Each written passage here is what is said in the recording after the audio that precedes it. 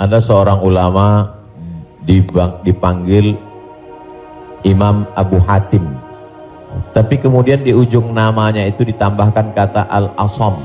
Asam diambil dari kata summum, bukmun, umyun. Umyun buta, bukmun bisu, summun tuli, peka. Jadi Abu Hatim Al-Asam artinya Abu Hatim peka, tuli. Secara bahasa itu menjatuhkan orang. Siapa itu? Itu Abu Hatim peka, Abu Hatim tuli. Karena ada beberapa orang, ada Abu Hatim, yang ini Abu Hatim peka, tuli. Tapi kenapa nama itu tetap tersemat di belakang namanya, dan tidak ada ulama yang melarang menggunakan peka itu di belakang namanya?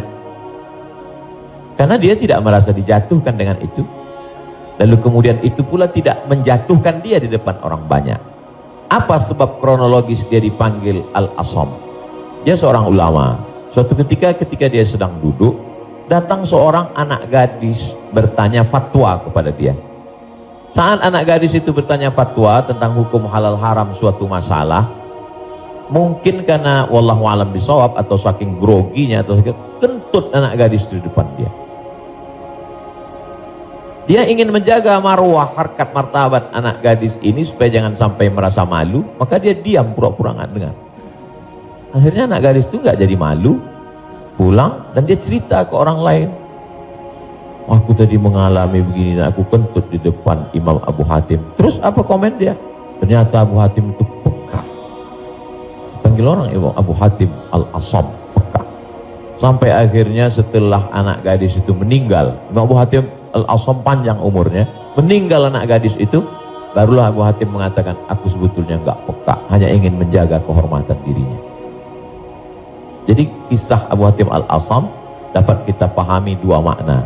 Satu sisi ada saatnya kita menjaga kehormatan orang sampai mati dia, tapi ada satu sisi kalimat yang nampaknya menjatuhkan sebenarnya tidak menjatuhkan selama kita masih saling paham, saling memahami, saling mengerti.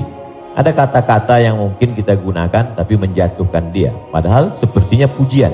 Tapi ada kata-kata yang sepertinya, jadi kalau sudah saling memahami, orang pun mengerti, maka dia tidak menjadi suatu celaan.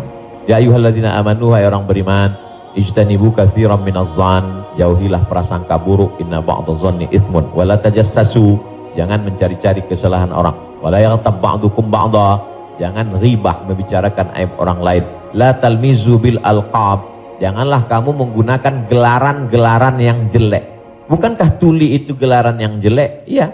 Tapi saat itu digunakannya bukan untuk menjatuhkan, dan mereka saling memahami tentang hal itu. Wallahu a'lam bishawab.